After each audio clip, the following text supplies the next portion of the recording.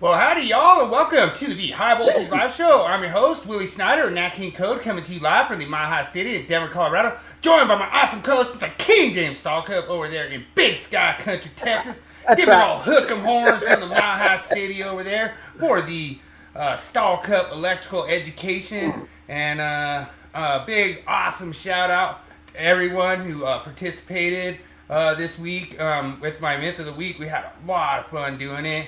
We already have Mr. John's already in the house. What's up, John? How you doing, sir? Hope you had a good week. We have Mr. A. David Engelhart in the house already. What's up, David? And then here he comes, last week's champion. I think y'all been cheating. Y'all been giving each other questions. Oh, man. No,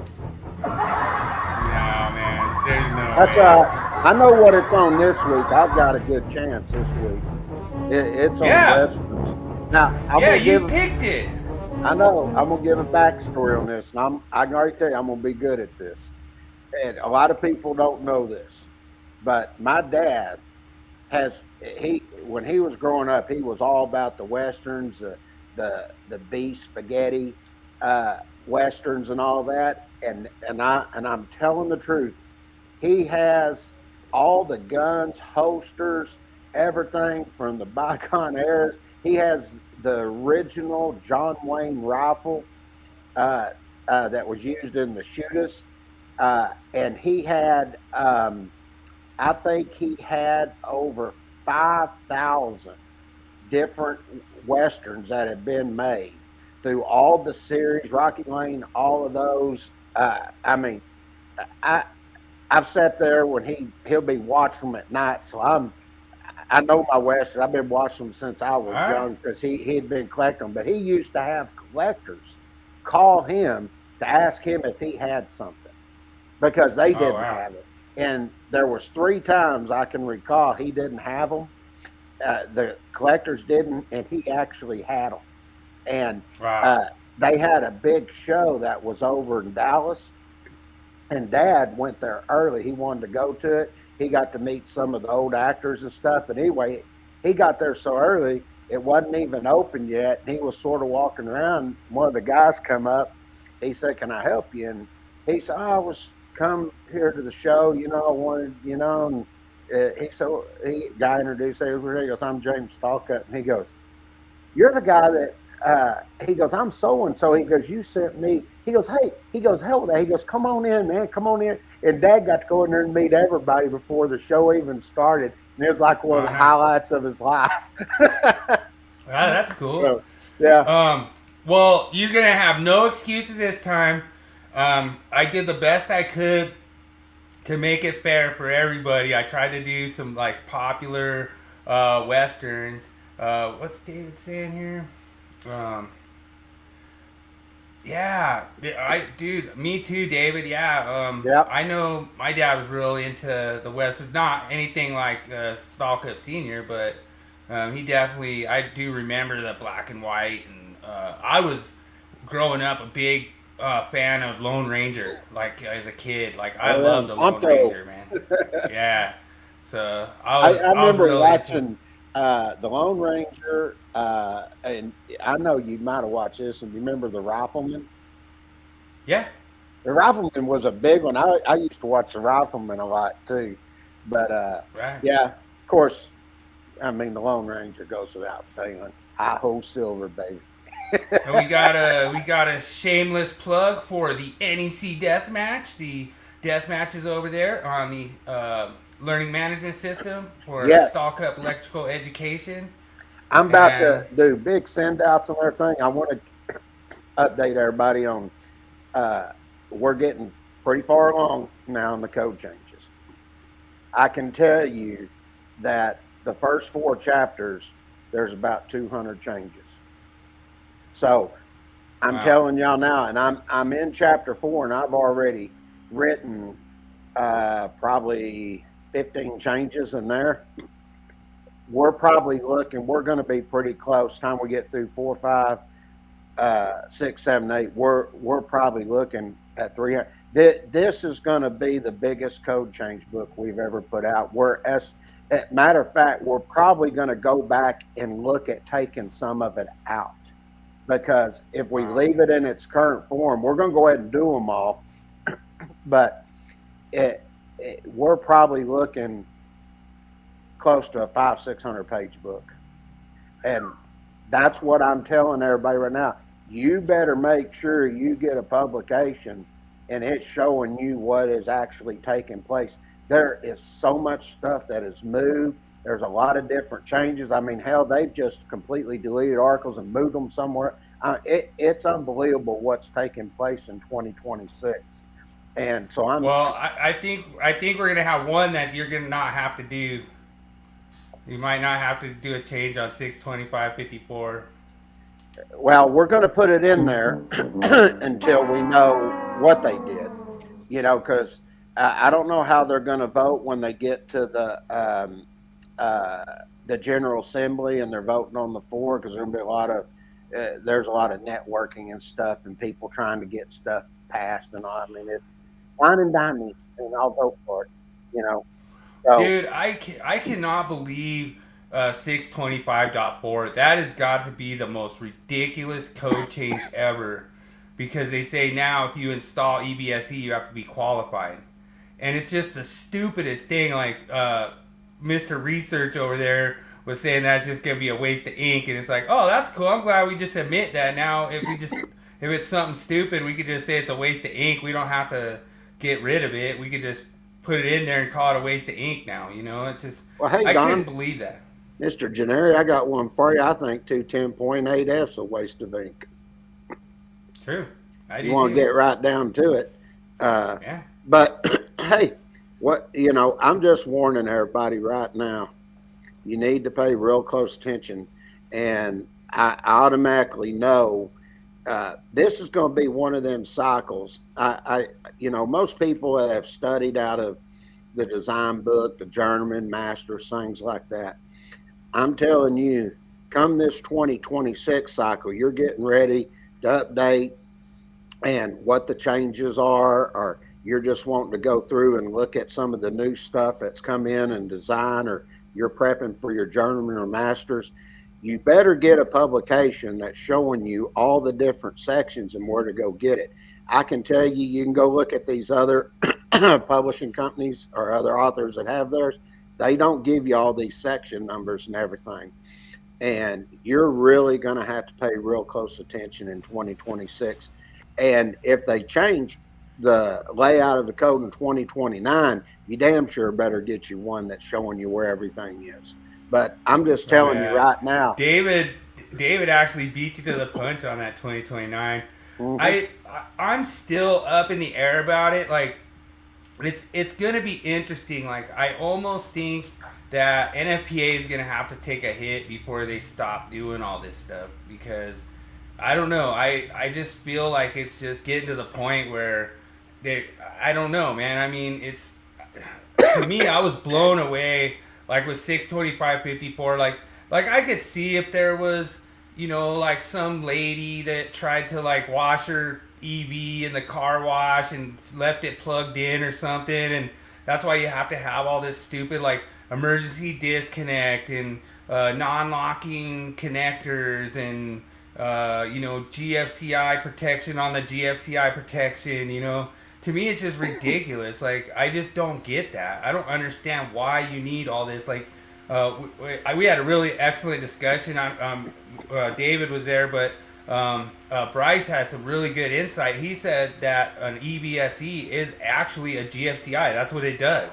Mm-hmm. That it measures the current going out and measures We it said coming that back. on the podcast a while back. Yeah. Why would you need to put a GFCI on a GFCI? Like why would you need to have two forms of protection on that circuit? It's just so stupid. And then it comes into the little argument with the outlet, and Bryce was saying that outlet is messy because he posted on the Mike Holt forum, and he asked where the outlet was, and a lot of the people said the outlet was where the EVSE plugs into the car, and I think that's what we're saying because that's where your utilization equipment is. And so it screws with their whole premises wiring argument and all this other stuff, You're nothing but a bunch of idiots. Well, that's what Jeremy does. Yeah. Oh yeah. To me, I love it because they're like, "Oh, you're insignificant. Nobody cares about you." I'm like, "Well, then why is there 11 certified amending motions against my changing one word? I changed one word. All I did, I left it exactly the same. I added outlets, and it's just funny." What was interesting, you called me the other day, I said, and I made the statement, I said, it's interesting. I said, why do they even need to put outlets in there if everything was perfectly clear in the first place? Yeah. And that's been my whole point behind this. You have to use the code as a whole, and when you start doing that, you realize you've got problems. And why not just delete receptacles and just say all outlets? Like why would you say receptacles and outlets? I thought they were the same thing. That's what they told me. Because you remember this argument, and I said, well, just go read the definition. Receptacle outlet says that's the place where the receptacles are installed. And they said, oh, you're ignorant, you dumb, and boy, just call me every name book. And they said the receptacle and receptacle outlet are the same thing. I said, really? Yeah. I said, I didn't know that. Yeah. I said, that's the first time I've ever heard that interpretation. Oh yeah, now Weedman's saying that the hazard is the equipment, and it's like, oh okay, well we couldn't add the equipment to it. We had to put the outlet in. So to me, it's gonna be interesting how the cams vote, because if it comes out and they take outlets back out, like I don't even know why they even added it. Like I thought all my public inputs were supposed to be rejected. Can I make a statement on that? Well, I'm the only one that got one to pass. No, Jeremy. The equipment is the hazard? No, it isn't. Yeah. The equipment's never the hazard. Ever. When I install the equipment, it's designed to be installed that way. That's why it's the NEC. I've stated this so many times. That's your design and installation standard. Period. The equipment is not the hazard. If they warn you of hazards if you go work on that equipment, and that's where 70E comes in. That's the only time there's a hazard. Basically, when that equipment's installed, if it's done and installed properly by the NEC, there's no hazard. Yeah. Period. True. For somebody to make that kind of statement, that is not correct. Period. I don't care what anybody says.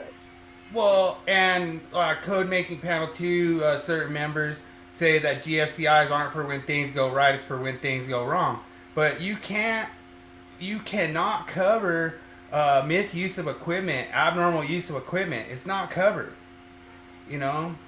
So for them to do that just blow me away when they say that, like, oh, well now we're trying to, prevent against abnormal use of equipment. That's the stupidest thing. Now we need to put a shield on your lawnmower in case you try to use as a hedge trimmer.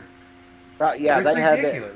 A manufacturer actually had to put that in their documentation not to use it that way because people are that stupid. And but if you're going to make that statement, then you might as well go ahead and just put protection on everything. Period. Yeah. Doesn't matter where it is, Sure. in the house, anything that's in the house, anything that's in commercial, industrial, anything, everything has protection if that's the case. Oh, no, wait a minute, we can't do that because we like to pick and choose where we want to put that protection. Well, and that's a good point because I was going to try to submit a NITMAM and get a certified amending motion to just say that a blanket statement that you can, you don't ever need an equipment ground as long as you have GFCI protection on it. And they didn't like that one, so. Well, why would you? I mean, if that's your interpretation, there's a reason we have the equipment ground in there. That is a form of your protection. I mean, and anyway, let's move on. Well, ready to do the meme? Let's do the meme. All right, let's roll it up.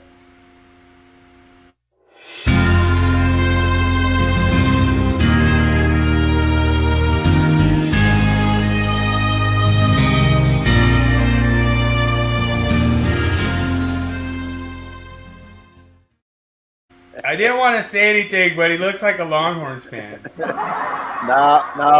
that wasn't. There's no burnt orange on that at all. I look. All right. I thought that was pretty funny, and it just cracks me up how, we get into this whole thing with like common sense, and a lot of the common sense is gone now, and I was talking to a lot of people, I try to get my apprentices to like work on their own, like independently, to be able to do like what we need done without me telling them like, here, now walk left, now step over that, don't trip on that, we don't need micromanaging in this industry, we need leaders that are able to get these young kids, get them to think for themselves and be like, hey, if I need to put a switch at 48 inches on this whole entire warehouse, wouldn't it be better to just put a switch on a piece of unistrut and then just go mount the unistrut? And then you got to switch at 48 on every place in the warehouse in one day, versus having to try to, put some kind of rough-in box in there and then, you know what I mean? It doesn't, we want our future people to be thinking smarter, and that's what I try to do. And yeah, Daniel is so funny. Funny story. And yeah, Daniel seen me. I've gotten yelled at. He's like, you gotta let him swim, Bill. Because they say I always get yelled at for doing too much for my apprentices. But I really want them to see how it's done, and then I want them to do it themselves. So usually what I do is I watch them crash and burn. I just like, all right, dude, bend me a 2-inch offset. And then I'll just watch him go over there and get like a 6-inch offset. And you're like, dude, I said 2-inch, not 6-inch, But it's funny because I got hired on with this new company. And I met one of the journeymen. And he's like, oh, man, do you know DJ 85? Over there at the company I was coming from. And I was like, oh, yeah, I know him. And he goes, man, he's the best pipe bender they got, man. He is just hands down the best. I was like, oh, yeah, I guess you taught him, And it was pretty cool because I taught Daniel the easy way. I taught him the easy way to do everything, It's like, I'm not going to teach him the hard way. I'm not going to teach him some weird calculation or some weird math. It's A squared plus B squared equals C squared. Pythagorean theorem works for any size pipe. You can do any offset with any degree. I mean, it's simple, and I always show my apprentices how to do it, and Daniel crushed it. He's over there just crushing it. And there's things that I always tell Daniel when we're on jobs, like he'll be sitting there doing something, and I'll say, oh, just do this, and then he's like, well, yeah, but that radius is gonna come through the drywall, and I'm like, you know what? I didn't even think about that. You got a 1-inch pipe, you got a big 8-inch radius. You have to make that radius up higher so it doesn't penetrate through the drywall, because you don't want to see that radius coming through the drywall, Just Right. stuff like that. And, things, even though I have 30 years experience, I wouldn't think like, oh man, yeah, I got to think about that radius. That's a huge radius coming through the wall, So just stuff like That's that. the way, you just think Daniel. about. Keep teaching him. He needs all the help Yeah. he can get. Dude, 100%. Daniel's sharp, man. Daniel's a sharp guy, but I've got him on a few. Like there's a few that like he's trying to flip the tri-stand. He's trying to flip the tri-stand right in the boss's headquarters. Like this is like the boss is like 10 feet away, and it was like my first day, and they're like, hey, watch this first year, make sure he's doing everything all right. And I go over there. He's using a hand threader power pony on 2-inch, and like the reason he was doing it was because the machine, the teeth were real bad on the pony threader or on the table. So he was using the hand threader, and I was just like, first day I go over there and he flips the tri-stand, and hey, Bill, you need to watch this guy. What's he doing? Why is he using a hand threader? Why is he using the pony threader? And I'm just like, I don't know, dude. I just, it was crazy, You were working extra hard there, Daniel. Oh, yeah. I mean, yeah, dude. Daniel's right, dude. They just totally would throw apprentices in hard situations and scream at them. And I'll never forget Daniel telling me, like, they had him running all the exit signs at one of these big plants that we were working at. They had the contract. Like, I worked there, off and on for like 5 years. And they had this big contract at this plant. And they had Daniel. He's a first-year apprentice. They had him doing all the pipe for the exit signs. And they're like, all right, you're doing all the exit signs. And Daniel was telling me about this story. And he said he ran this pipe with, like, I don't know if it was 2 or 3 offsets. He just had a whole bunch of offsets in there to like make it work or whatever. And I guess like all the owners and all the bigwigs of the company come through. And they're like, who bent that? That's horrible, And like they're like, somebody fix that, Let's not do that anymore, And he didn't know. He's just sitting there like, oh, he's sitting there like, oh, I wonder who did that, But it was really funny. Daniel has some good stories about that, and like, he definitely got thrown to the wolves a lot of times and got screamed at and hollered at and, stuff like that. So I know what Daniel's been through, and it just makes us stronger journeymen, and it makes us stronger leaders to see, like, that's not what we're going to be doing in the future, So, Hey, being a good comments. is like being in boot camp, brother. I went through it. Everybody goes through it. You get hazed on. That's the way it is. 100%. All right, well, we ready to run the myth? Yeah. Yep. Cue it up.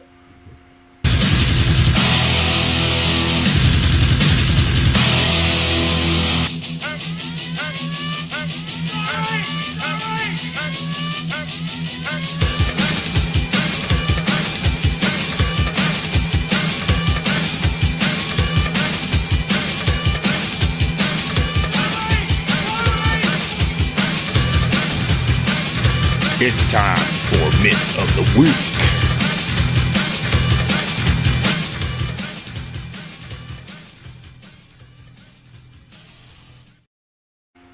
David has a comment in here. He says, the good old Pythagorean theorem to resolve ground rods driven at 45 degrees angles to be 6 foot apart. Oh, that's pretty funny. Yeah, like I can actually relate, David. We have a lot of rocky areas here in Colorado. All right, so Daniel might recognize this. This is one of the places that we worked at. This is a fire alarm system that I built. This is a pretty massive system, but strikingly enough, there's only 3 circuits, And so basically my myth was if I was going to be able to use a multi-wire branch circuit to feed all that equipment, I think the way it turned out was you could do 3 booster panels per circuit. So I think we had like 3 booster panels. All the red boxes in the middle, those 5, all those are is like audio cabinets. They're the module cabinets. So they don't require any 120 volt power, but you'll see I piped all the 120 volt power up from the bottom. It's all the pipes coming down from the bottom. And so I found it interesting because I did some pretty good research on this, and one of the guys at work was like, oh yeah, because I said, man, you only got a 1 inch, like this is going to be pretty tight to get all this. This is just an example where you would only have one multi-wire branch circuit, but the case where I'm at now, we would need like 3 multi-wire branch circuits, And so I was kind of like, well, I don't think you could share neutral on this fire alarm equipment, And the one reason that I instantly thought about it is basically when you look at your electrical theory, when you're using that multi-wire branch circuit, you have 3 different power supplies there, and they're all going to be drawing the same amperage. So you know that it's going to be a pretty constant amperage. The one thing you can't guarantee is if one goes into alarm at a different time. And that could fluctuate your ampacity. And I could see that causing an imbalance in that multi-wire branch circuit. What would that do? That would increase your load on your neutral. And I don't know that equipment would be real happy with having a load increase on the neutral. Like, if it stayed balanced the whole time, yeah, that would probably be fine. But if you're increasing the load on that neutral, just even for a minute or 5 minutes or something, that could harm that equipment. And then the other thing is if your neutral integrity becomes damaged, then you could potentially send 208 volts to that equipment and fry it that way. So I would steer away from that. And then I went and looked at the language in 760 121B, and I felt that when it says a branch circuit that supplies the fire alarm equipment shall have no other loads, and to me that stood out. It says shall supply no other loads. So to me, right there, that statement to me tells me that eliminates the use of a multi-wire branch circuit. But I thought there was a lot of good comments on the post that a lot of the fire alarm guys are like, oh yeah, we do that all the time. It's called the Edison circuit, and we used to do that all the time, and there used to never be a problem. So, honestly, I'm basically on the fence as far as if the code specifically says you can't do it. To me, I'm going to say my interpretation of 760 121B says this myth is busted. You cannot use multi-wire branch circuit. That's my take, but you could have a different take, James. Well, when you asked me about this the other day, I look at it like anything else. And if I go over, just say I'm going to go feed some lighting, I'd have one, and it's 3-phase panel. I have 3 circuits going over, 1 neutral. Mm-hmm. Okay. I look at it based on that concept. We don't take 1 neutral over there with 6 circuits. They don't do that. Now, the other portion that I had on this, and I saw when you wrote it in the thing here, you said as long as they're simultaneously energized. And that was another one I brought up. I said, if I was thinking about this, I'd be looking at it from the theory that I would look at 70 feet, because I asked you right after, are you going to de-energize every one of them circuits? I said, because if you don't, and you would have to have some type of written procedure if some company even allowed this, but you'd have to have a written procedure that was going to warn people that if you just de-energize 3 circuits, there's still a load on that neutral. And that was one of the things that I brought up to you. And I said, it's one thing that you have that, but let's say you have a contractor come in, that ties into the relationship with the manufacturer, the facility, and the contractor that's coming out there to work, to make them aware of any other type of additional hazards that could be available. And they would have to make them aware of that. But, I look at it from the standpoint, you got a 3-phase circuit, one neutral for 3 phases. That's it. Right. And that's the way I would look at that. But then again, I look at what you had here, and I brought this up because I said, I guessed it right. I said, I think it's over in 760, 121. I couldn't remember. I think I said C, right, didn't I, or something like that? Yeah. I said, but it says the first part of that, and you looked at, I think I said C1. I said, it says the branch circuit shall supply no other loads. I said, the way I interpret that is if you got a 3-phase panel, you got 3 circuits going over there and one neutral for 3 circuits, which I would allow. Yeah, and like David makes a good point about the breaker lock on, and I could see possibly getting a 3-pole lock on with that said fire alarm painted red, and I could see that complying with the language. Like, I don't really know that the lock really is the problem. To me, honestly, like, if you go back and look at that picture, like, if I was to just want to work on like one of those booster panels, I'd be able to isolate it and just kill, like, so if you look at there's actually 4 on the left. So I don't think I had the power ran for that 4th one. We just added it, but we have one circuit right there that does those 3 panels. Right. And so, like, if I was to kill a multi-wire branch circuit, I would have to kill the main FACP. And to me personally, I wouldn't really be real happy about that if I was like one of the service techs to come out there, because that's going to drop that panel into an AC power failure. And it's going to cause all kinds of errors and stuff to come up on the main panel. And this is just I think this was node 7. This was panel 7. So there's 7 different panels all throughout this building, and you drop node 7, it's going to cause a big ruckus on the fire alarm system. Like, if I was to just service one of these booster panels, I would like the opportunity to isolate that, only kill just that booster panel circuit. In this case, I might get lucky, and it might just be, like, say, circuit 2. You isolate circuit 2, kill it, work on whatever booster panel, turn it back on. The FACP node 7 doesn't even see anything. It'll get a trouble. It'll get a trouble from, like, your NEC panel going down. It'll give you like a couple error messages, but it essentially would probably go into freak out mode if it went to AC power failure. Right. And so I think that's another reason that you don't really want to do this, because you have all these different panels that you could potentially need to shut power off for just to work on, and then you can isolate those. Like, let's just say you're changing out a battery or something, you just kill the power, swap the battery out, put the power back on, and your main FACP will just go right back into a normal mode within a short amount of time.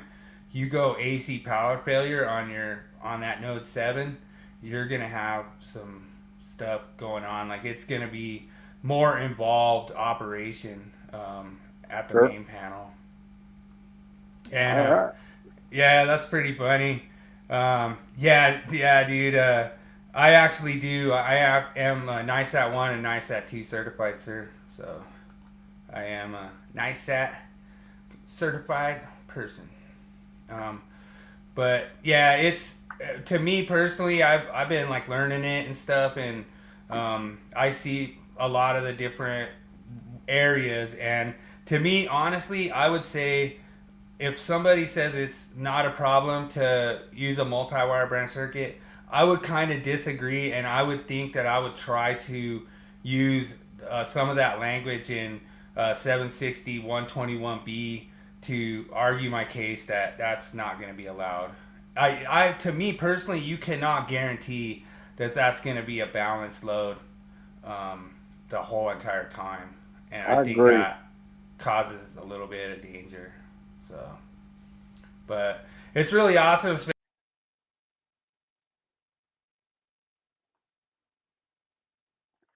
I don't know what happened to Bill. He must have accidentally clicked himself off. But yeah, I agree with what Bill was stating there. And 760 121B, I think no other loads. I think that pretty much takes care of it, and that takes care of the myth of the week. I don't know where Sorry you about went and that. just clicked off. Yeah, sorry about that. So I must have lost service for a second or something.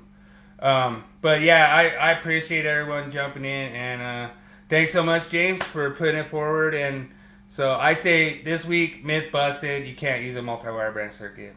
I agree. All right, let's roll into topic. Topic.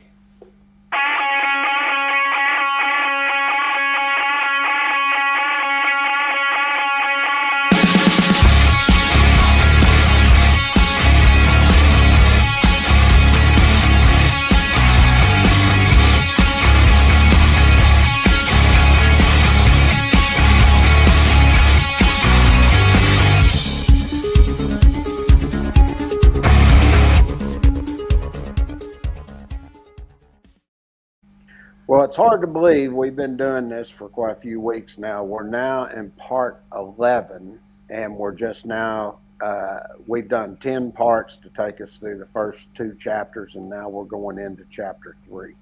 Okay? So, Well, I do want to give you a big shout out, James. There's a lot of the apprentices that are just real eager to watch all these and check out all your code change stuff for 2026. So, a lot of people have been giving me compliments at work and say that they really like you doing code change and write the book at the same time. yeah, that's works out pretty good because we are doing the code change book right now, and I will tell you the illustrations look freaking fantastic. All the updates and everything we've done throughout all the books and everything. The great thing is, I'd say about 60% of it, I have new stuff I've already drawn for everything, especially once we get into hazardous, because we redid the whole hazardous with all new, just like you would see it, different types of explosion proof equipment, dust tight, getting in to purge and pressurize your XYZ. I've drawn all that equipment. So when you're Nice. looking at the publication coming out this time, the illustrations are going to. Dad gave it a good term. He said that the illustrations that we're doing now, he said they even look, he goes, they did before, he goes, but they really look more technical now.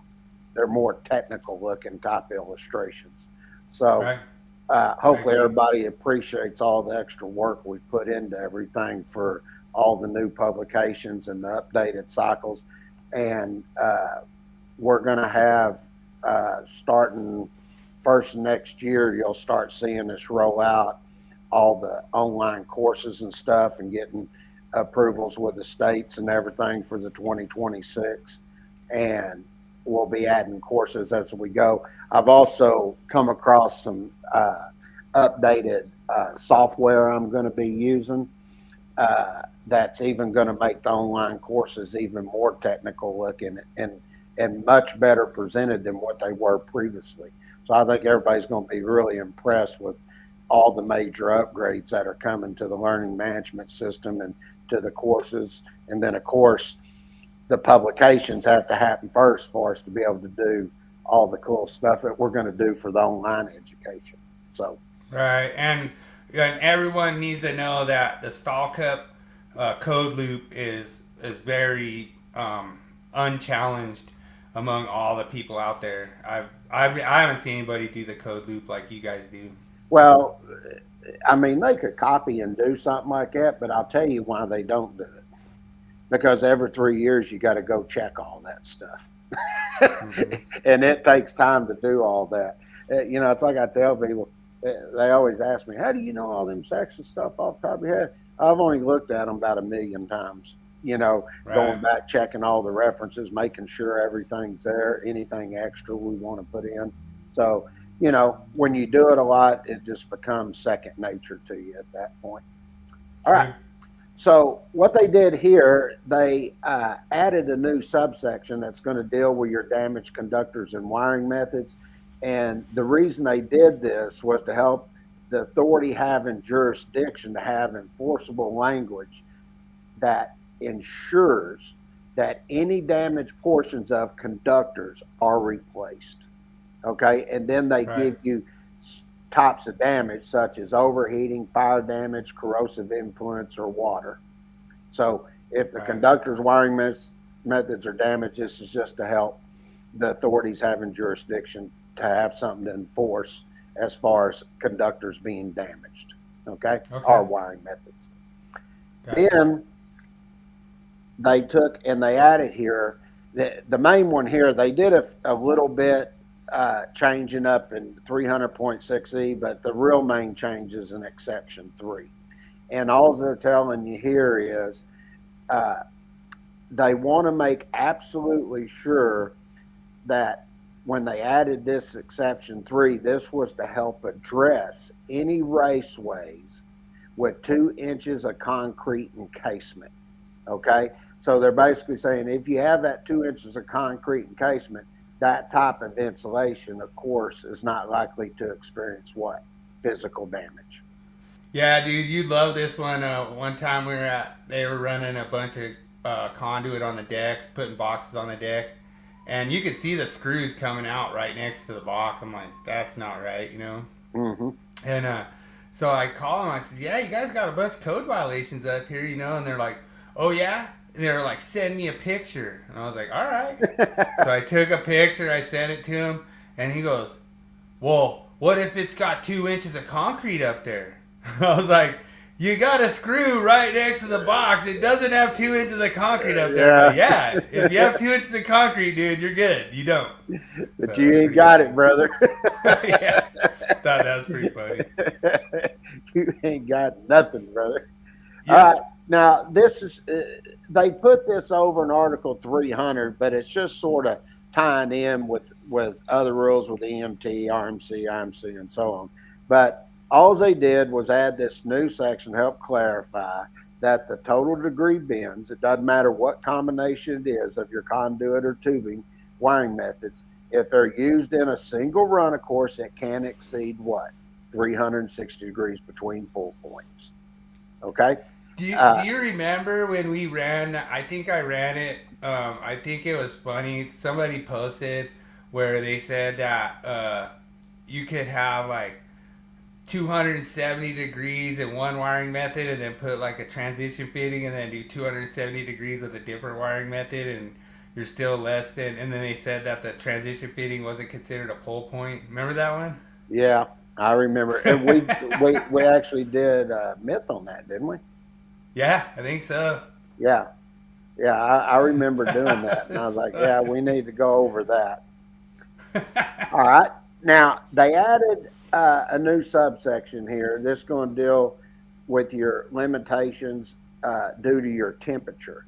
And this is to help with and address the temperature limitation of conductors. And all this is, it just ties in to where we have 1,000 volts or less systems. And they put it over here, and now they're saying you still have these temperature limitations where you're rated at systems over 1,000 volts AC or 1,500 volts DC. Now, the reason I'm pointing these things out, because you remember the other day or last week, we went over all those new articles at the end after Article 250.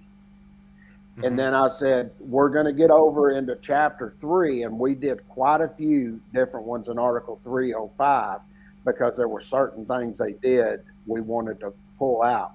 But I said, you're going to see that you're going to have some of the same requirements when you're dealing with these systems over 1,000 volts AC, that it's going to tie back and it's going to look similar to the wiring method requirements that are in Article 310. Similar means exactly the same for everyone else. Yeah, and also Article 300. So when you get over here and you look, here's where you get into the conductors, and this is where they're talking about where you have conductors of the same circuit, and then they come in and they pick up parallel installations in one. And then I'm not going to go through every bit of this, but I want everybody to be perfectly clear when they're talking about these conductors where you have the same circuit and where they're used. It tells you here that the grounded conductor and all equipment grounded conductors and bonding conductors shall be contained in the same raceway, conduit, body, auxiliary, cable tray, so on and so on. Now, that's the same type of information that you're going to get for wiring methods that are 1,000 volts or less. What they're doing, they're putting the exact same. It's changed a little bit, but pretty much the same requirements are here. And I want to point out, when you get into parallel installations, it'll say, like, you go down and look at B, just like we would do for other parallel. It says the ampacity correction and adjustment factor shall be in accordance with 315.60. You're going to start seeing those requirements in there. Right. Okay. And that's why you have to take and look at this. And they get into the grounding and bonding conductors and your non-ferrous wiring methods. Okay. Now, watch the next one. So when I come over here, it picks up, and then it talks about protection from physical damage. And everybody will notice this wording. Anybody that's done anything in residential will damn sure notice this. But where you have cables and raceways through wood members, and then where you have bored hose and you got notches in wood, and it has to be set back 1.25 inches where you bored hose, and then if you got notches of wood, you have to have that 1/16-inch thick steel plate. Same information. So how is this, like, so you have this in a code change and this is all green, so this entire thing has been changed somehow? No, it's a whole new article. Really? But it's the same, it's all the same wording? Pretty close. And you'll see, we didn't even do a big write-up on the comment here. We just told you, we tell you what it's for, and it's for systems rated over 1,000 volts AC and 1,500 volts DC. Oh, I see what you're saying. It's a new section for over 1,000 volts. Yeah. All of this is what y'all are going to see. It's just like when we were looking last week at Article 270, grounding and bonding. Remember, we got there, they had the grounding electrodes, grounding electroconductors, supplying another building, bonding, all of that was there.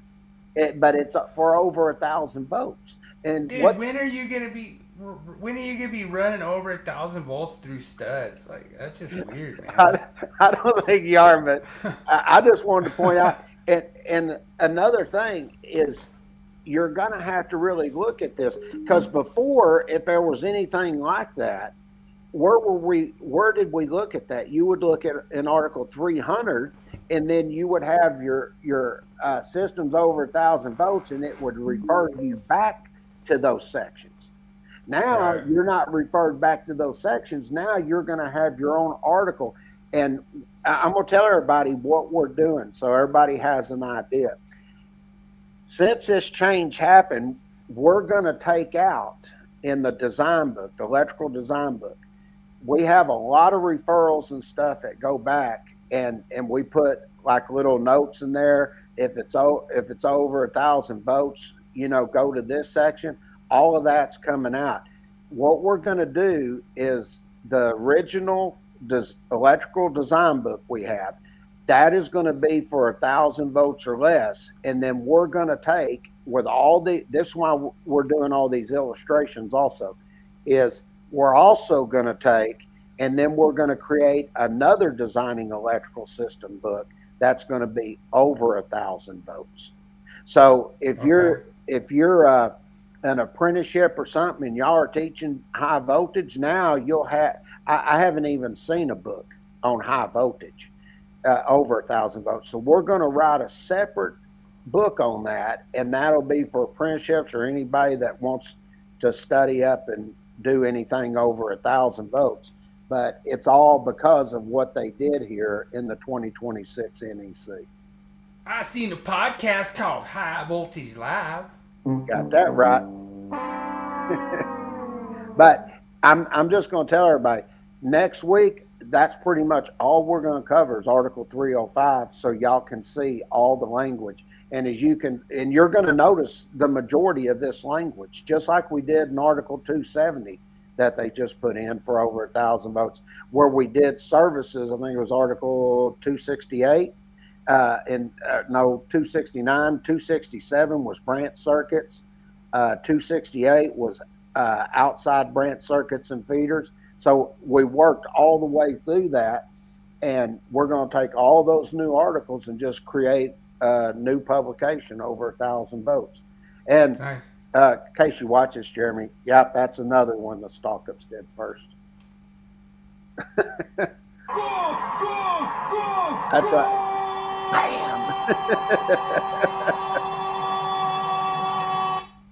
All right, that's enough, gold guy. But no, I was doing that so we could compete with the Stanley Cup a little bit, like never know, maybe. All right, we got 3 more goals in the Stanley Cup tonight. All right. Who's up? I know Edmonton won the first, and then Florida win the second. The game. last two. Yeah, they're up and they're still at home. Yeah. So they still have home ice. So if they win tonight, it's pretty much going to be rough. I guess the Oilers, there's a whole bunch of locker room shake up, bunch of meetings and stuff. And, I don't know, they're pretty scared. So we'll see. We'll see what happens. You want to do a tour review? Yeah. Let me go ahead and cue it up.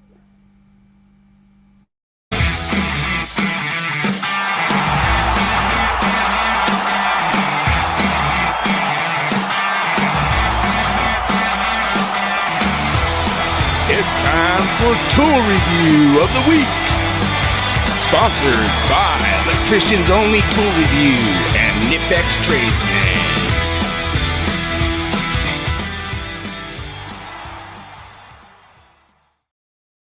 So one of the things that electricians that we always need is lighting. When we go in these places, it kind of cracks me up because we always hear, "Hey Sparky, need light in here, need light in here, need light in here," but we're always working in electrically safe work condition. So a lot of times what that comes down to is working with the power off. And so a lot of times it's really frustrating going in these rooms and trying to figure out what's wrong and you don't have light. This Milwuakee setup is probably one of the best ones that I've come across. The lumens, the adjustability, it comes with all kinds of cool stuff. It comes with hard hat clips, comes with all kinds of stuff where you could hook it to your thing. It's rechargeable. I like the rechargeable. Everyone knows, I have one of the Milwuakee tape measures with the flashlight on it, and that's pretty much all I use. But if I'm gonna be in that situation where I'm gonna be going into these areas, troubleshooting a lot of lighting, I'm not gonna get blasted out of the sky like James did one time on 277. I'm gonna go make sure nobody's turning that circuit back on, make sure I'm locking out, tagging it out, and making sure that I have some kind of lighting so that I can repair that in a safe and practical manner. Typically, what I found is you can usually keep the whatever lighting on until you go tie in your permanent lighting. So what I found is it's really nice if we have real competent people at the leadership role where we can go in there, identify, you could get this all made up to a certain point, and so you might only need this headlamp for a short amount of time just to get it tied in. You're working in electrically safe work condition, getting it tied in, and like I say, I think this is a valuable tool. I think every electrician should probably have a headlamp on their gear. You never know. We've had times before where automatic transfer switches shut down, generators didn't start, different stuff like that, and you don't want to be that electrician that's like, "Sparky, need light," so Yep. that's what we always hear. I don't know if you've heard that before, James, but we always hear it, man. "Sparky, need light." And Sparky, give me some light. yeah, so I I always that many times, especially on big commercial jobs. Yeah. And so this is kind of cool that it kind of helps your crew kind of snap to action. If you're union, get your employer to buy you one of these because like you can't go buy it yourself or else they'll throw it in the trash on your break or something. But you have to make sure that the employer buys it for you if you're on the union side. That's what I heard. But I don't know. Maybe John can tell me about that. I don't know. Maybe John, don't go buy a headlamp, John. But I don't know. To me, honestly, I think it's fine to have this kind of stuff as like an accessory to your tools, and just make sure we're working in an electrically safe work condition. There's no reason to be working on energized circuits just to have light when you have these kind of tools out there. And I really like this.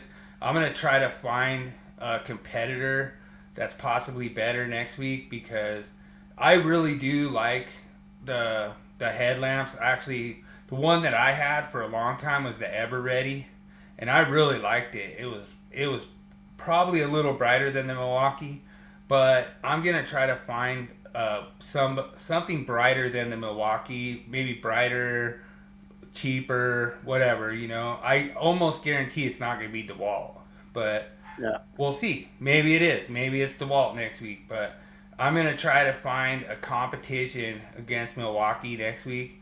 And we'll see how it goes. We'll see if it works out, But that is the tool review. I actually recommend the Milwaukee headlamp. Out of all of them that I looked at, you probably might pay more for the name Milwaukee.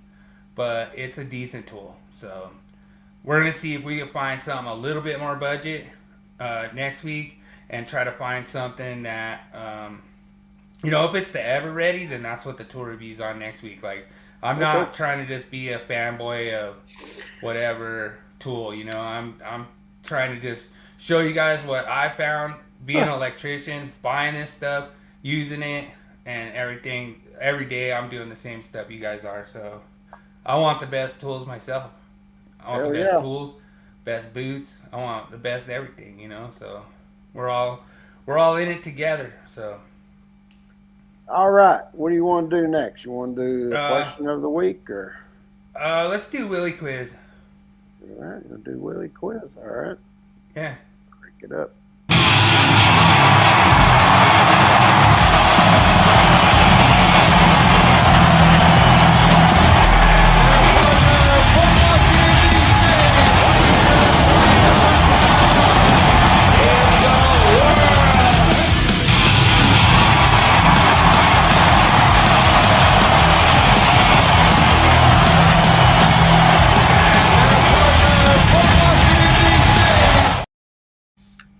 Big shout out to Adam from Team SOS for that intro. That was so sweet. Like, he's always making me like cool stuff. And like I say, I wish everyone good luck because King James picked this topic. He said he'd crush it. So the pressure's on you, Daniel. We don't have Adam yet, but you never know. He might just jump in here, pop in here. So I probably should have waited a few minutes longer. But we'll try to stagger a little bit to try to see if Adam pops in. But it'd be cool if Adam pops in. All right. Which 1956 film by John Ford is widely regarded as the greatest westerns ever made, influencing generation of filmmakers? Was it A, High Noon? Was it B, The Searchers? Was it D, Love Me Tender? Was it D, Stagecoach? Or was it E, The 7th Cavalry? Good luck, everyone.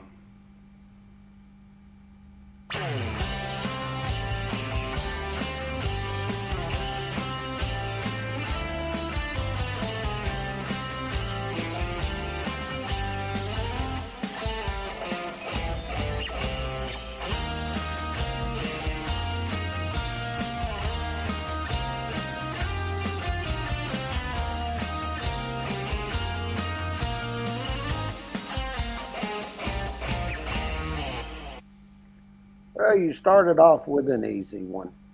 Oh, I know. Looks like John's going the Stagecoach. He's going D. Wrong.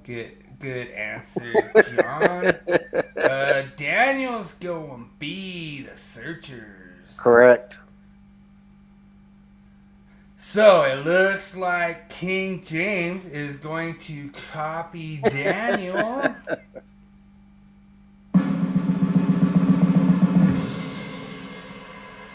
The answer is B, The Searchers. So I did start with the easy one and then try to get harder as I go. Alright, question number 2. Which actor originally known for singing, playing the lead role in 1959 Western Rio Bravo? Was it A, Elvis Presley? Was it B, Dean Martin? Was it C, Frank Sinatra? Was it D, Roy Rogers? Or was it E, Ricky Nelson? Good luck, everyone.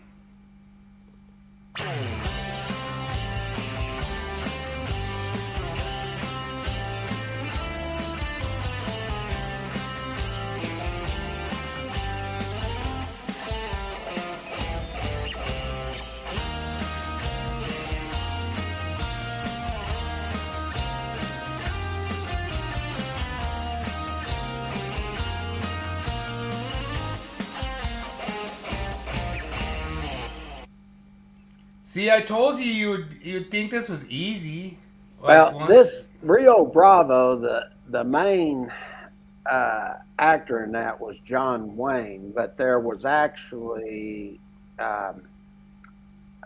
there's 2 of them that were in there, but one of them would be the second main actor.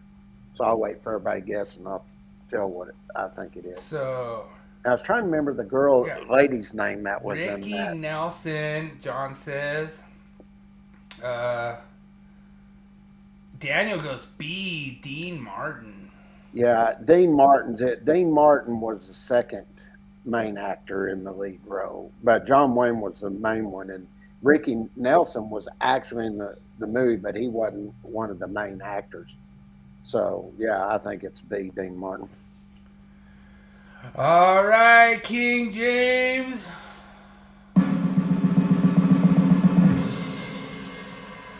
You are correct. You and Daniel take the tie with 2 correct answers. Dean Martin is the answer. And, like, dude, I put Ricky Nelson in there not even knowing he was in that movie. Yeah, until later. It's funny because Dean Martin's singing, and then Ricky Nelson comes in and is singing along with him, and then a little bit later, Ricky Nelson does another one. He's singing on his own too. But yeah, Dean Martin was the main one in it. So all right, question number 3. What iconic spaghetti western trilogy is also known as the Dollars trilogy? Is it A, the Magnificent Seven trilogy? Is it B, the Man with No Name trilogy? Is it C, the Wild Bunch trilogy? Is it D, the Jesse James trilogy? Or E, the Good, the Bad, and the Ugly trilogy? Good luck, everyone.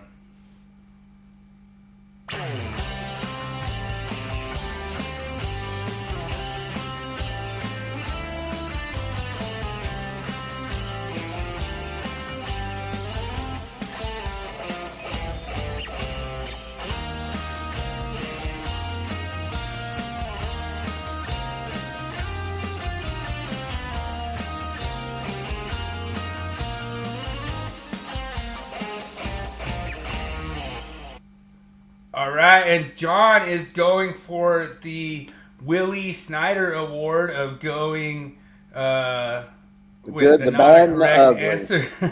But that's not the answer. That's not the correct answer. Dude, wait, I go on the Frenchy quiz. I don't get a single one right. But let's see what Daniel goes with. See if he goes. Daniel says B. He's going all B's the whole time. But I don't know. It's B. It's the Man with No Name trilogy. It's B. It is B. You guys have 3 correct answers, and good thing you were copying Daniel tonight. He is keeping you alive. So, good thing you're listening to Daniel's smart advice. All right, question number 4. Which director famously redefined the Western genre with Unforgiven 1992, earning Best Picture and Best Director Oscars? Was it A, Sam Peckinman? Was it B, John Ford? Was it C, Sergio Leone? D, Clint Eastwood? Or E, Howard Hawks? Good luck, everyone.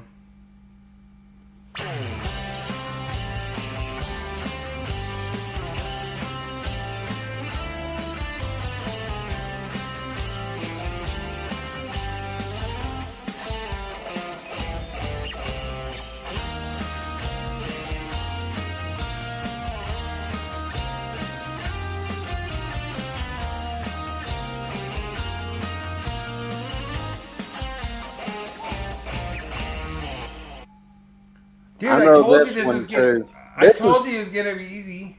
This has got to be the easiest one you've done yet. Yeah, I know.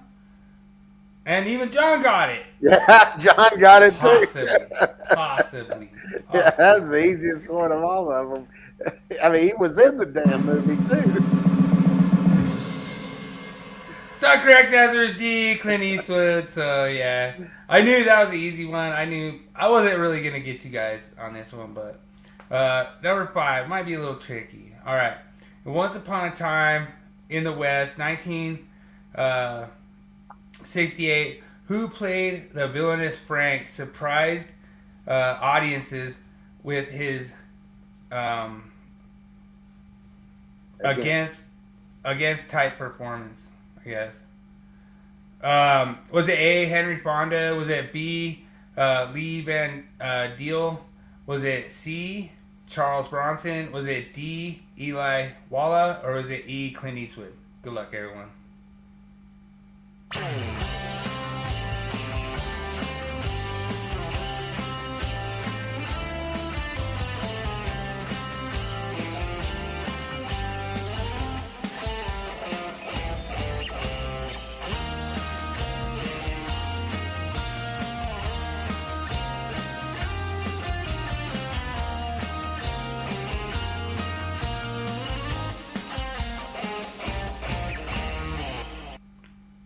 I know this one too. All right, so John is going Charles Bronson. That's a good answer. Good answer. Daniel goes A. I can't Henry believe Fonda. Daniel knows all of these.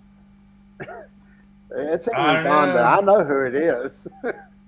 There's no cheating going on at all. Like, dude, I'm telling you, Daniel got the tiebreaker last week without, I couldn't believe it. I was blown away. He's got 2 tiebreakers. Like, I was just blown away. I was like, I didn't think anybody was going to know it.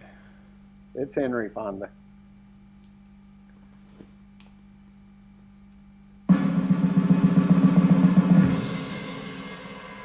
You are correct. We have a tie game with 2 5-question correct answers. Daniel and King James.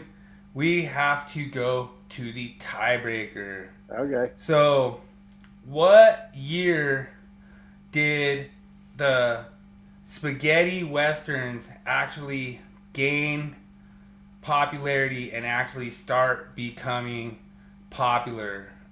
Like closest to the year. Like, what year was when it actually exploded and started becoming popular? Like, there's an actual year that they put that they, like, before that there wasn't any, and then after that it was big. What year was that? I'm going to say, well, I was born in 63, and I think the real spaghetti western started because I'm thinking I was probably about 5 years old at that time, 4, 5, 6, somewhere in there. So it had to be around, I would say, 67 to 70 in that range. So I'll just say 1968. Daniel got it. 1965. Really?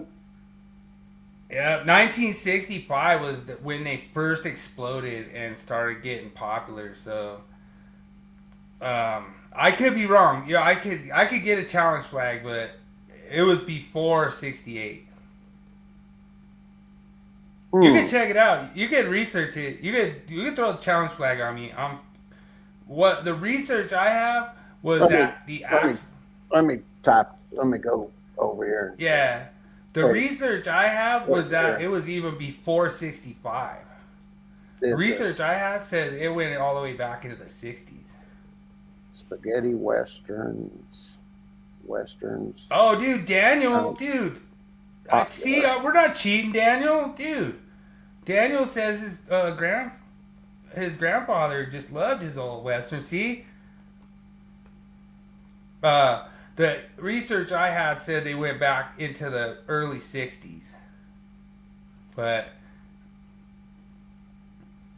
I mean, there's different things put in here. Let's see.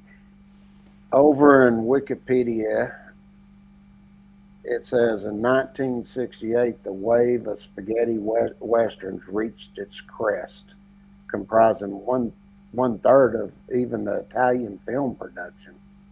But that's interesting. Right. Listen to this. Only to collapse to 1/10 in 1969. That's interesting. So, but there's another one here, Studio Binder, spaghetti westerns, brothers films, Italian from the early 1960s to the late 1970s. Yeah, so that's what I had. But you know what? I'll go ahead and just, you know what, Daniel.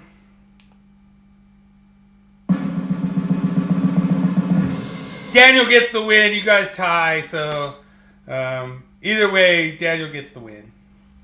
Yeah, I was just looking.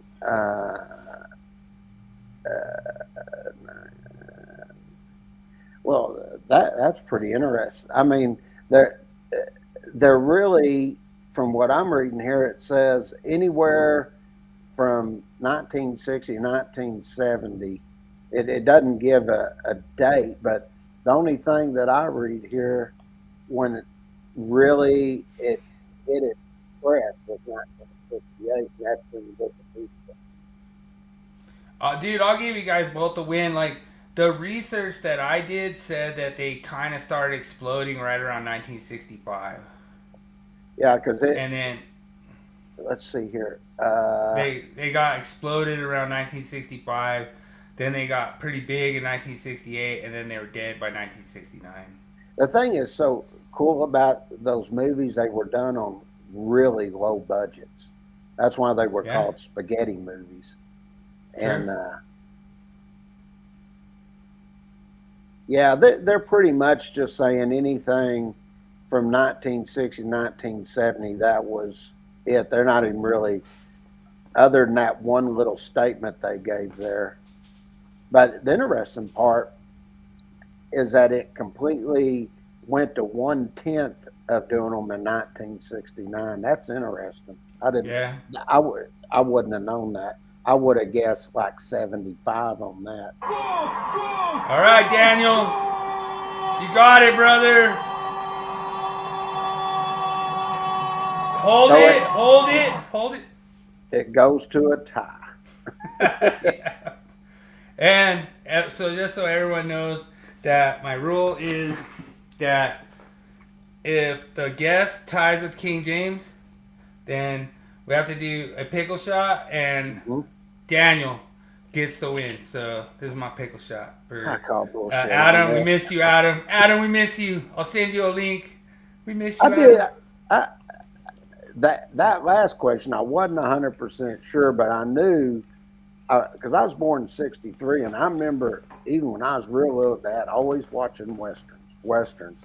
But I remember it was right around 1967 to '70s when all those big spaghetti westerns came out.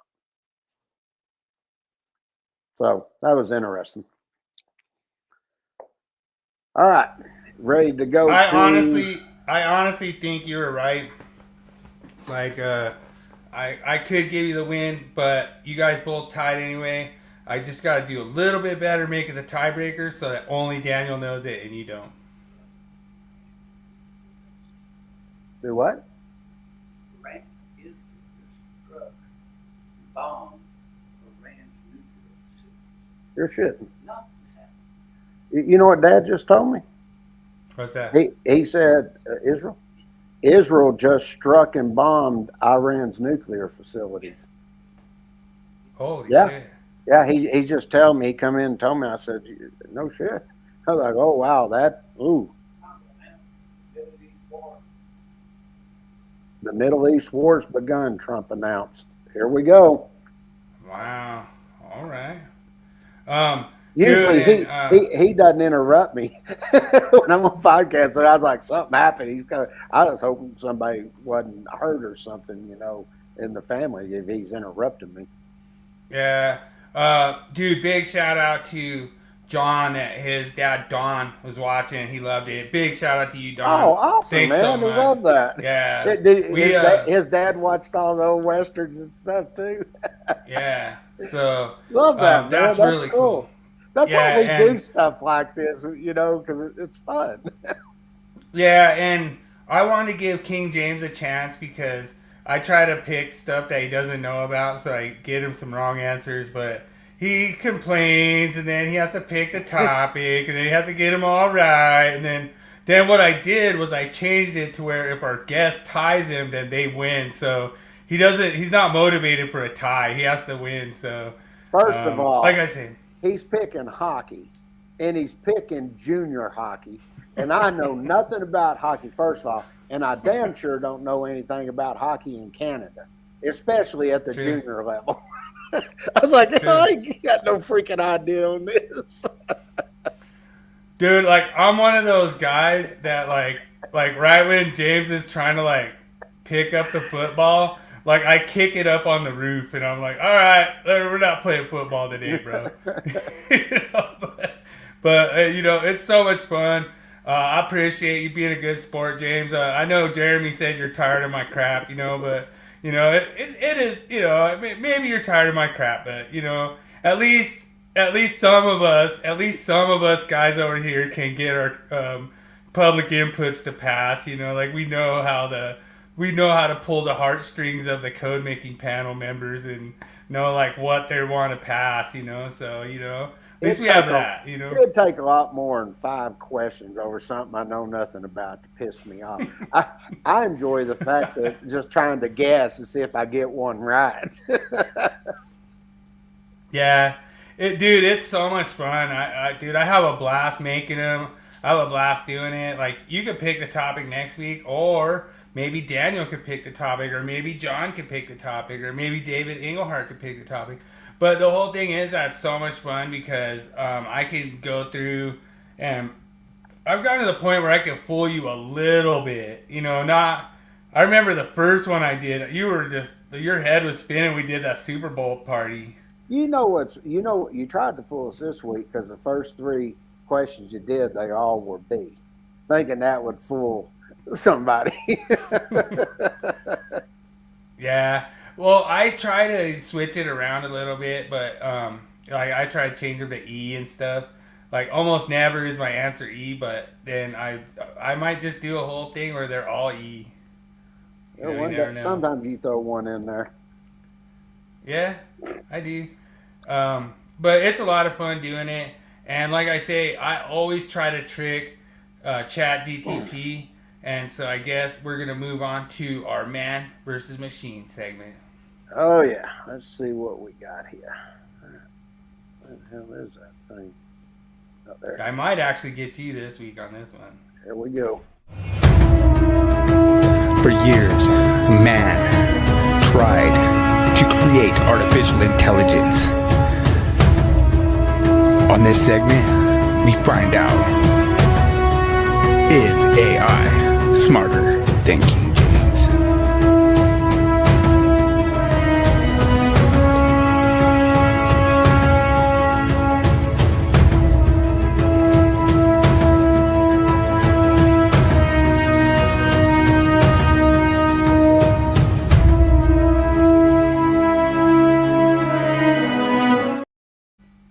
So far, I think you only have one you missed. So far. I think you only missed one out of this whole entire segment. out of a million questions. All right, let's see what we got here. All right. Flexible power supplies. Oh man, this is a tough one. This I know this is an Article 705. I think 605. I mean 605. Yeah, 605. Yeah. And I think it is was like 605. Was it about like 0.20 or 9B? I think something like that. 27B. I can't remember the exact section because I don't look at this, but I remember when this came in. And I know it's number 12. Damn, I can't remember if it's 24 or 36. Do you want to like use ChatGTP? No, I gotta guess first. ChatGTP answer is first. I've got to guess before I go to ChatGPT. So, shall not exceed. I think, if I'm not mistaken, this is sort of like some of the other articles, but some of them do have 36 inches, but a lot of them have 24 in it. But this is an office furnishing, so I don't think it would go 3 foot. I think it'd be limited to 10 or 2 foot. So I'm gonna go C, but I'm not 100% sure. I'll go C. All right. Let's see what I'm doing process of elimination here. All right. Let's see what ChatGTP says. All right. Let me go over here and let me share the screen. Let me find and go ChatGPT. I just typed everything in. All right. Everybody should see that okay. Let me increase it a little bit so everybody can see it better. All right. Let's see what ChatGPT comes up. I told ChatGTP to be ready. King is coming for him. Oh, it did what I did. Let me go over here to my NFPA link and go check this. All right, let me sign on here real quick. Let me go to Article 605. Was I right on the section 9B or something like that? It's in there in 605. Yeah, I think you're right on. I want to say could have been 10B, but I'm not sure. I mean, you're probably right because you're better with the 605 9A. Yeah, 9B is receptacle, and it's number 12, 2 foot length. You got it. I got it. Okay, let me. So we have 2 correct answers for ChatGTP and King James. So we're teaching AI. We're teaching AI, people. You're getting better at answering questions based on the National Electrical Code. Finally, you're starting to keep up with King James. Oh man, ChatGTP will love that. I shouldn't have tipped it off. It says what's next on the agenda. That's cool. All right. We're not going to tell you ChatGTP because that's how I fool you. But I really kind of dug a little bit into the thing. I know I didn't mention fixed in place furnishings because fixed in place furnishings are not permitted to be quarter plug connected. So all of you people out there, Jeremy, who are confused, that's why I didn't include that because it was a code violation.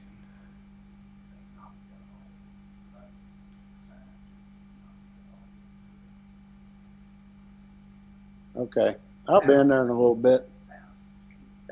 Dad said they're on their news now. They said thousands of people were killed. They knocked out the nuclear plants, their launch sites and everything. Wow. They knocked out all the power and everything. So Boy, wow, that's something. It's like so they fucked around to this level, Mm-hmm. and then FAFO. they found out to this level. That's right. So they fucked FAFO. around this level, found out this level. That's right. Fuck around, find out. That's what happened. Wow. Yeah. Yeah, I'm That's going to go in crazy. there and listen to that. That's the news story of the year. Wow, yeah, it is. I don't think Trump was in on it. Like, I don't think he had nothing to do with it. I'm really amazed. I mean, he come here and told me. I was like, wow. I mean, wow. I mean, that is going to definitely be the news story. There's going to be all kinds of stuff on social media. I'm Yeah. be listening to a bunch of it. Well, All right. they fucked around. Found out. All right, let's get the wall of shame and get out of here. Let's do it. Shame. Shame. Shame. Shame. Shame. Shame. Shame. Shame. Yeah, so I just love these wall of shame pictures. It's so funny. I always like to see like your reaction on this. This one just cracked me up because this is submitted by Derek Martin. And what cracks me up about it is it has this fuse in there. What's that fuse for? What's that protecting? You know, is that protecting the branch circuit? No. That goes to utilization equipment. You know, why would you need a fuse from the manufacturer in there? And what's crazy about this is it just goes to show you if equipment is either installed incorrectly, if it's improperly used, doesn't matter how many fuses you put in line, it's gonna blow up. That's right. Like, I mean, to me, this was just an illustration of what we've been saying about this whole outlet argument. This has nothing to do with the National Electric Code, why that fuse is in there. Mm-hmm. And so they went and put this fuse in there. Why? Because they didn't trust the National Electric Code? No, they don't care. The National Electric Code needs to keep their hands off the branch circuit. Just provide a clean branch circuit to this and then let the manufacturers put the fuses in there. But this goes to show you, even when you put the fuse in there, it still blows up. That's right. I mean, you Still can't will. be stupid. You could obviously tell this was misuse of equipment. Yes, it This is. this was abnormal use of equipment. They did not intend for this cord to be pulled out this far. I mean, that's just ridiculous for them to sit there and say this could have been an installation error. And you're sitting there saying that fuse is doing something when you have a poor installation? That's an installation error. Yeah. Those conductors should be trimmed way shorter, in my opinion. Yeah, I'd say quite a bit shorter. Yeah. And so this just goes to show you code making panel 2. You think you're saving lives, but this is the exact example of why you're not. Because you can't fix stupid. You can't fix it. Period. So I thought you'd enjoy this one because I've never seen an inline fuse inside a cord cap before. I've seen that before on older products. I haven't seen any new ones, but I have seen it in much older products back in the 70s and 80s. Well, and that's actually like a single phase application, but I know that it looked like European colors and European kind of setup. So there could be a chance that you could see like a European setup where they had 2 fuses on there. But I could see how it could potentially be, to me, honestly, how could you say that fuse is like a, what would you call it? Like some kind of a substitution for GFCI, you know, like like in the European countries, they have 30 milliamps, you know? Mm-hmm. I guarantee that fuse is going to be way more in like the 100 milliamp range. Yeah. I mean, that's not personnel protection by any means. Nope. So, right on. I appreciate everyone joining. Thanks so much, John, for popping in. Thanks so much, DJ85. Thanks so much, David Englehart. Appreciate you all showing up. We had a great time doing this. I had a great time putting them together. Sorry we missed you, Adam. We did the pickle shot in your memory. Adam, sometimes he'd tell me like 2 days later, he'd be like, "Oh, dude, I totally forgot. I just passed out." But I hope your deep sleep, Adam, was worth missing. King James crush it on the topic that he picked because he's a cherry picker. And Five, baby. Yeah.